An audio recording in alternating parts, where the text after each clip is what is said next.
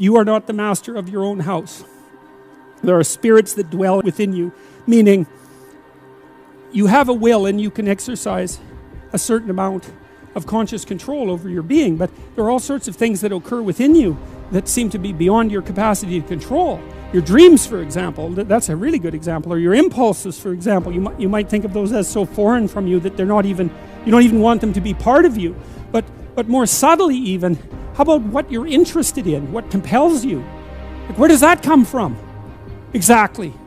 Because you can't conjure it up of your own accord, So if you're a student and you're taking a difficult course, you might say to yourself, well, I need to sit down and study for 3 hours. But then you sit down and that isn't what happens. Your attention goes everywhere. And you might say, well, whose attention is it then if it goes everywhere? Because you say it's your attention. It's like, well, if it's your attention, maybe you would be able to control it, but you can't. And so then you might think, well, Jen, just exactly what the hell is controlling it?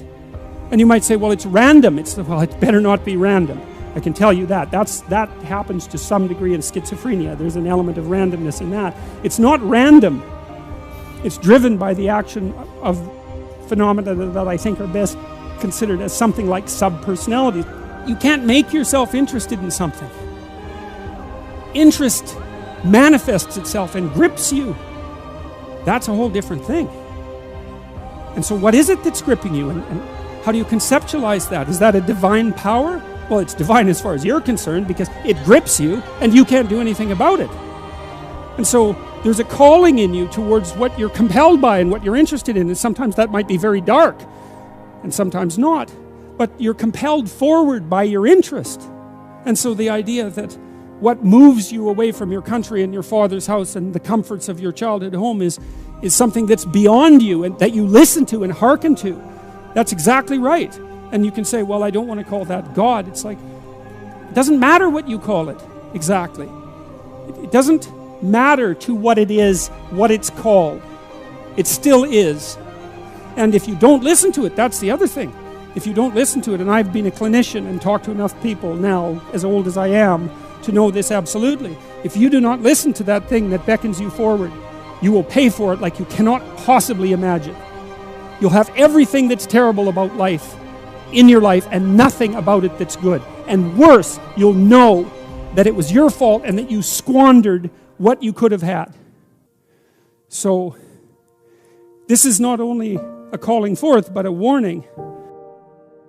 One of the things that I've noticed in my life is that nothing I've ever done was wasted. And by done, I mean put my heart and soul into, like attempted with all of my effort. That always worked. Now, it didn't always work the way I expected it to work. That's a whole different issue. But the payoff from it was always positive. Something of value always accrued to me when I made the sacrifices necessary to do something worthwhile. Go somewhere you don't understand. You have to go into the unknown. And that's God's first command. Go into the unknown. Because you already know what you know. And that's not enough unless you think you're enough. And if you're not enough and you don't think you're enough, then you have to go where you haven't been. Get away from your family enough so that you can establish your independence. And that isn't because there's something wrong with your family, but it means get away. I talk to people very frequently whose families have provided them with too much protection. And they know it themselves, and that means they're deprived of necessity. And you have to get yourself away from your dependency in order to allow necessity to drive you forward. And that's to become independent and to become mature.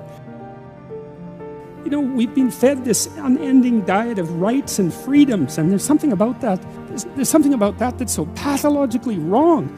And people are starving for the antidote, and the antidote is truth and responsibility, right? And it isn't because that's what you should do in some I know better or someone knows better for you what you should do sense. It's that's the secret to a meaningful life, and without a meaningful life, then all you have is suffering and nihilism and despair and all of that and self-contempt, and that's not good. And it's necessary for men to stand up and take responsibility.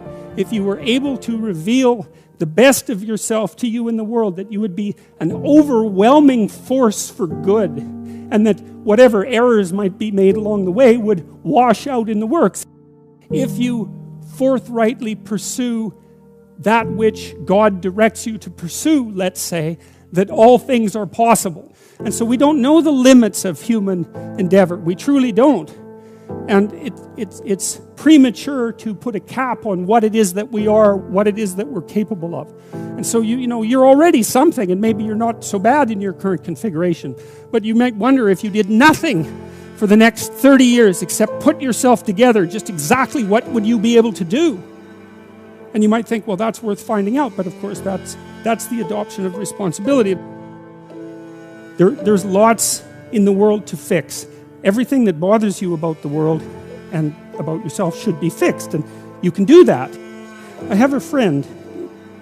He lives in Montreal. His name is James Simon. He's a great painter, and he's taught me a lot of things.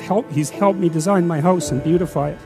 And I bought some paintings from him a couple of years ago, and he did this series of paintings where he went around North America and stood in different places, and then he painted the view from here down. And so it's his feet planted in different places, on roads, in the desert, on the ocean.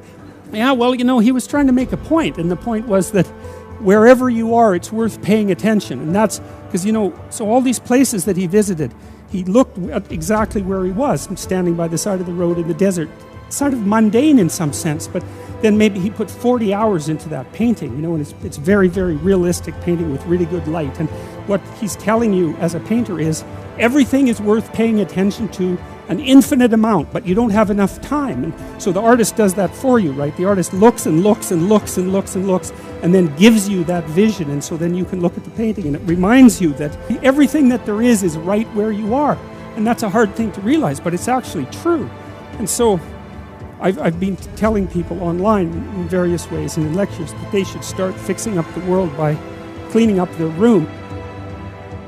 How you would like your life to be, what you would like your character to be 3 to 5 years down the road, if you were taking care of yourself like you were taking care of someone that you actually cared about.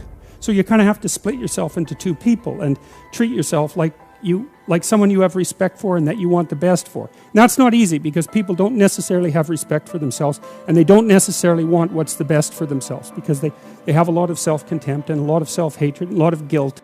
I think you have an obligation. It's one of the highest moral obligations to treat yourself as if you're a creature of value. How you would like your friendships to be conducted. Because it's useful to surround yourself with people who are trying to move forward and more importantly, who are happy when you move forward and not happy when you move backwards. Not when you fall, that isn't what I mean, but when you're doing self-destructive things, your friends shouldn't be there to cheer you on. You look at the world through a story. You can't help it. And the story is what gives value to the world, or the story is what you extract from the value of the world. You can look at it either way. You're somewhere and it's not good enough. Right? That's the eternal human predicament. Wherever you are isn't good enough. And to some degree, that's actually a good thing, because if it was good enough, well, there's nothing for you to do. So it's actually maybe a good thing that it's insufficient.